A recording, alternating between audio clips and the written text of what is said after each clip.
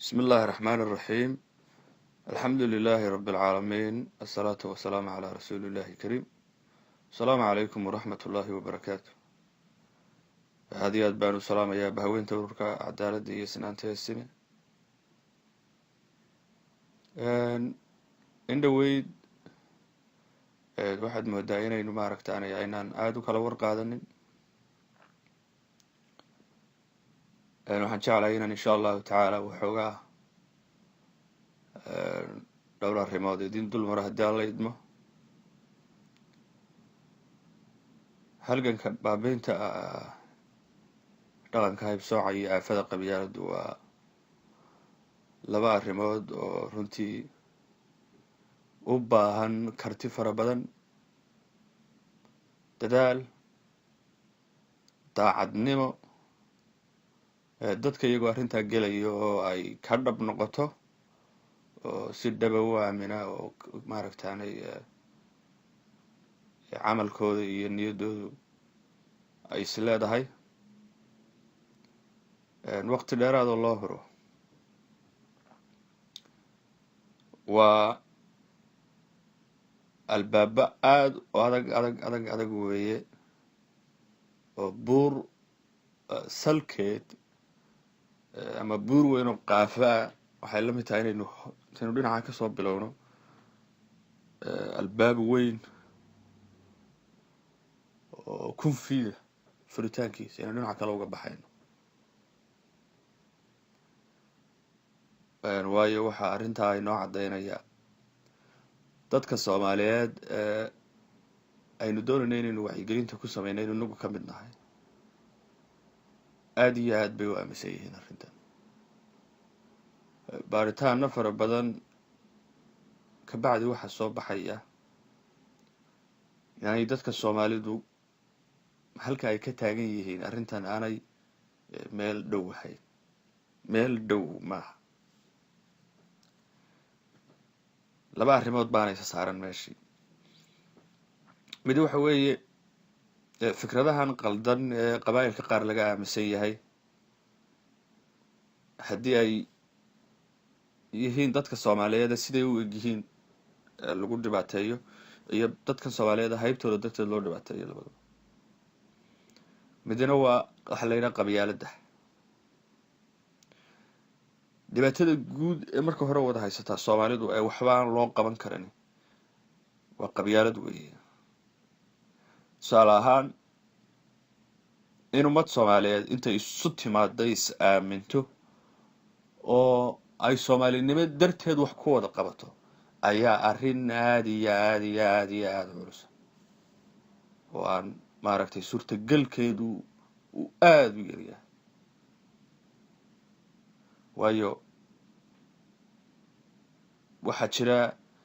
inaanay dadka Soomaaliyeed isu si bannaanayn qabyaaladdu ay kala xidhxidhay oo qoqob ay ku kala jiraan. tallaabadaad qaadaba markaa waxaad gelaysaa dabin xiran, qof baa damqanaya. tallaabadaad qaadaba waxyaalaha imika caqabadu naga qabsatay waxa weeye waxaa ka mid ah waxaa la yidhi shanta Soomaaliyeed ha lagu howlgalo. ummadda Soomaaliyeed shanta qaybood gumaysihii caddaanka ahaa u qaybiyey. dhibaatadani waa wada haysataa aynu dhammaantoodba maaragtaanay dhulka ay kala joogaan ka howlgalo. sidee loo koobayaa markaa ummaddaas? ummaddiisoo in la tilmaamo maaha. tilmaamihii ummaddaas ay yeelan lahaayeen ayaa maaragtaanay ay dhibaato ka taagan tahay. magacyo loo yaqaan baa jira. waad og tahay inoo kolley calanka Soomaaliya ee buluugga ah ee waddanka Soomaaliya la yidhaha u gaarka ah. qaybaha kale maaragtaanay for example Djibouti iyo NFD iyo dowladda deegaanka Soomaalida Ethiopia qayb kama aha. macnaha calanka waddanka loo sameeyey waxa uu matalaya xataa saddexda qaybood oo kale waayo waa dhulka Soomaalida meeshii xornimada ugu hor qaadatay weey 5 geesood buu leeyahay xidig baa ku taala 5 geesood leh waxay tilmaamaysaa inay ummadda Soomaaliyeed 5 Soomaaliyeed inay jirto haddii maanta aynu isnidhaahno tilmaama 5tii Soomaaliyeed dhibaataynu kala kulmaynaa qolo waliba waxay doonaysaa in 5tii Soomaaliyeed gees walba magaca iyadu doonaysa loogu yeero qaar baa doonaya in geesaska qaar reer magacii loogu yeero qaar baa doonaya geeskii in la sii kala fadhido 3-5 gees laga dhigo qaar baa doonaya inaan gees ka mid ah magaciisaba maqlin waa dhibaatooyinka ay qabyaaladdu iyo khilaafka gaamuraya dadka Soomaalida haysta uu keenay weey sidee hadaba looga gudbi ma aan ku sii daro waliba waxa yeena jira arrinkan baynu soo noqonaynaa marka ujeedada ugu weyn ururka aynu asaasnay oo ahaa war cusurnimada iyo waxaanaynu baabiino ummadda Soomaaliyeed lagu hayo tii halkay Soomaalidu ka taagantay qaar baa caqiidada islaamka meesha dadka muslimiintu ka taagan yihiin meel lamid ah ka taagan rag baa igu yiri iyo dumar isugu jira page-kaaga waxyaalaha aad ku soo qorto iyo waxyaalaha had iyo jeer ka hadashay arrimaha ku aadan ma jeclaysano lagama yaabo inaanu ama share garayno ama akhrino waayo naftayada ayaan uga hanweynay si toos ah la igu yiri dad i garanayay aniga noloshayda oo dhan bay igu yiri arrintan had iyo jeer aad wado waanu maaragtaanay qoonsanay dad nin badan isnaqaanay siniin arrintan aad wado ma aan fahmin nimankaas aadaydo markii hore aad been noo sheegtay miya suldaan waa sidii xaalku kaas waxay u qaadan laayeen qof Soomaaliya oo aan beelahaas ahayn baa wali dhibaatada laga daayo beelaha subhanallah allahu akbar waxa weeye waa cusurnimadu meesha ay in gaarsiisay weey marka maxaa loo baahay in dadaal dheeriya la yimaado bal xataa waxaan arkay dad marka ay hadii alla ka dhigayo arrinta aad kala hadlayso laba qaybood uu dareenkoodu isu bedelay adigoo arkaya waxa la kulmay tusaale ahaan had baan arrintan kala hadlay kala sheekaystay inay halka inagala qayb galaan iyagoo ay haysta inaan ahay nin ka soo jeeda beelaha Soomaaliyeed reer Muhiim waxa ku dirqo ku ahaa hadalkan arrinta kala hadlay waan ku celiyay iyagoo ay aqoonsaday qofkaan ahay dee alla ka dhigayo iyo haybta aan ahay inaan beelaha Soomaaliyeed kala mid ka mid ahay totally dadkii hore ma waa la ifrdi baxaya talooyin baa la bixinaya sheekadii baa hadii ka dhigay intii hore ka sii daba dheer markii hore hadaan la hadlay 2-3 daqiiqo hadda waxa weeye wax loo galiyahay in hal saac la hadlo oo xataa waxyaalo fara badan laga sheekaysto oo waxa weeye la sii magaciisiyo waxa soo dhan markaa waa caqabado jira weey yaa ka bixi kara markaa waxa ka bixi karaya dad horta marka hore islaam ah oo aaminsan waxa la yiraahdaa islaamnimada waayo qofku marka uu islaam yahay waxa uu haystaa oo aaminsan yahay waa caqiido sax oo cadeynaysa mugdiga iyo nuurka u kala cadeynaysa waxa mugdiga qabka kibirka isla weynida waxa weeye baanta aaminaada qof quraafaadka mugdigii bay u cadeynaysaa oo kaas mugdigi cadaankii bay tusaysaa in dadku Allah abuuray siman yahay in basharka cid walba si wanaagsan loola dhaqmo inaan been la sheegin in kibirku uu yahay Ilaahay subhanahu wa ta'ala hugiisa inaan cidina cid hayb uga weynayna dadku Ilaahay taqwadiisa ugu kala dhow yahay waxay tusinaysaa oo caqiidada islaamku ay tusinaysaa inay ceeb tahay inaad bashar Allah abuuray hoos u dhigto sida ay u egyihiin darteed oo ilaahay abuurtiisa farageliso okay aswata yaa kale arrintan gali kara waxa looga baahan yahay qofka Soomaaliga ah waxa loo baahan yahay qof Soomaali oo fayow oo hadii ay jiri jirtay malaayin markii hore uu aaminsanaa uu saameyn ku yeeshay halgankan fahmay wax hadda maskaxdiisu kortay iyo qof aan weligiiba hore ugu jirin oo aan marnaba aaminin wax la yiraahdo inuu reer hebel iyo deegaan hebel ku naacida yihiin dartii waxyaalaha ilaahay lagu mahadiyo waxa weeye waxa jira dabcan dad baa jira weligood intay noolaayeen aaminsanaa in qabyaaladu ay tahay wax ceeba dadka Soomaaliyeed oo dhan isku sii u jeclaa anigu ilaahay baan uga mahadnaqayaa subxaanahu wa ta'ala inaan isku dirinayo dadkaas ilaahay baan uga mahadnaqayaa ma aha galad aan si gaara aan aaminsanahay in maaragtay aan u tabcaday anigu laakiin waa ilaahay subxaanahu wa ta'ala galad uu siiyay waxa loo baahan yahay dad isku sii u arka ummadda Soomaaliyeed waxa loo baahan yahay dad dareenkooda wadaniyadeed qofnimo ummadnimo uu Soomaalinimo gaarsiisan yahay oo uu ka wan yahay gobol iyo deegaan yes qof waliba meel buu ka yimi qof waliba dhul buu ka yimi qof waliba ummad buu u dhashay dadka oran mayno ka soo taga deegaanadiinii iyo ummadiinii oo ilaaba oo gooy riximka laakiin waxaanu leenahay marka aad cayladaada iyo ehelkaaga la joogtana iyo deegaanka aad joogtana sidii nin dadkiisii la joogo u dhaqan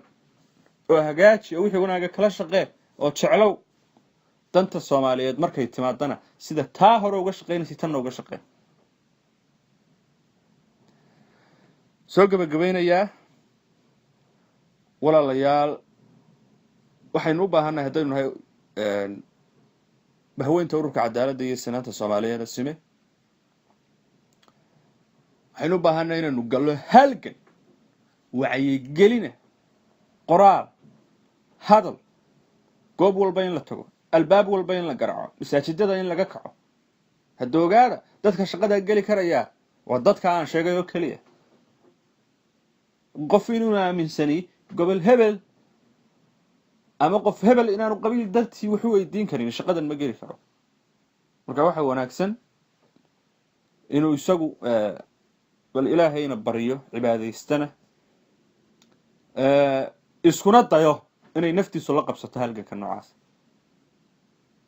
inuu damiirka noocaas yeesho inuu ilaahay bariyo iskuna dayo inuu kaaga dhawaado mar walba dadka waxa wanaagsan ka hadlay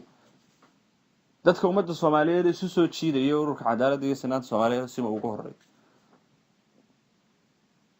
laakiin inta diyaarka waa ee damiirka noocaas maanta uu ku jiro ee islaamnimada saxda aaminsan halgankan waxa la yahay uga qayb qaateen wacyigelin aan kala joogsi lahayn albaab walba ay garaacayaan waxa loo baahan yahay in masaajidka laga dhex kaco sheekhu khudbada akhriyay in su'aal la weydiiyo yaa sheekh maxaa arrintan islaamku ka qaba ummadda Soomaaliyeed arrintan ma kala hadli kartaa khudbada jimciye soo socota madaxda Soomaalida inaad goob walba ku joojiso inaad gurigaaga iyo carruurtaada ka bilowdo wacyigelin baynu u baahanahay dheeriya oo ilaa xad ah insha Allah ta'ala waxaan ilaahay ka rajaynayaa inuu guuleysan doono waxaan jeclaan lahaa in la isticmaalo warbaahinta dunida waa nimcay ilaahay weeye ilaahayna wuu nagu imtixaamaya dad fara badan oo hadda dhinaca qaldan u isticmaala jira sida xun dad fara badan oo isticmaala jira xagga wanaagsan intaynu isticmaalo ayaynu ummadda Soomaaliyeed aynu jecel lahaa inuu ka dhalanay halgankeenu ku yeelan karaa saameyn ballaaran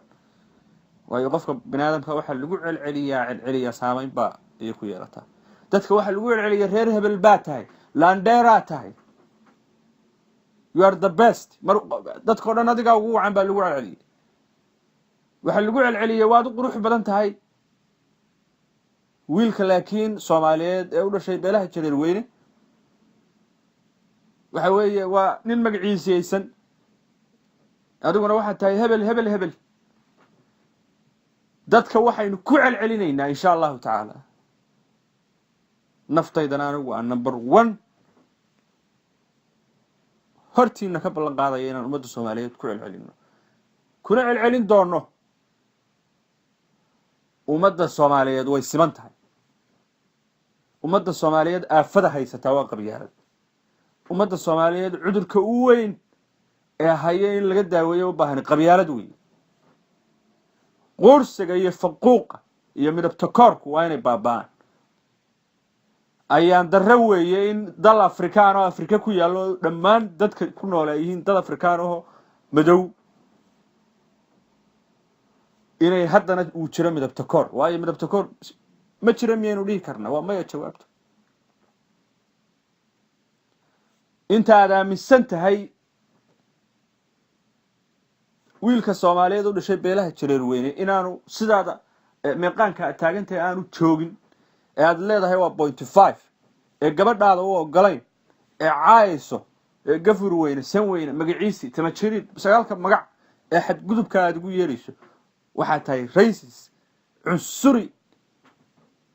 midabta koor ku sameeynaya qof Afrikaan oo madow isagoo Afrikaan waana wax ceeb weey oo laga xisho dunidu maanta cid alaala cid noogu garaabaysa ma jirto adduunyada Soomaaliya midabta koor baa ka jira South Africa inuu maqli jirnay waxa ka jira midabta koor iyo wadamada reer Yurub iyo Mareykan iyo waqtigii hore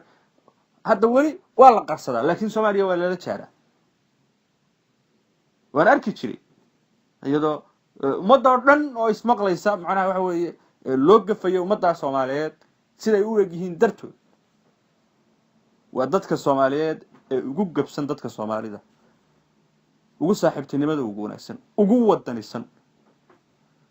wax soo saarka ugu badan ee Soomaaliya waxa weeye aabaha iyo hooyada u ah haday beer tahay iyo haday bandar iyo ka shaqayntii tahayba insha Allah ta'ala dulmigu dhamaanaya waa Sultan Cabdikariim Faarax Dulmadiid. Assalamu alaykum wa rahmatullahi wa barakatuh.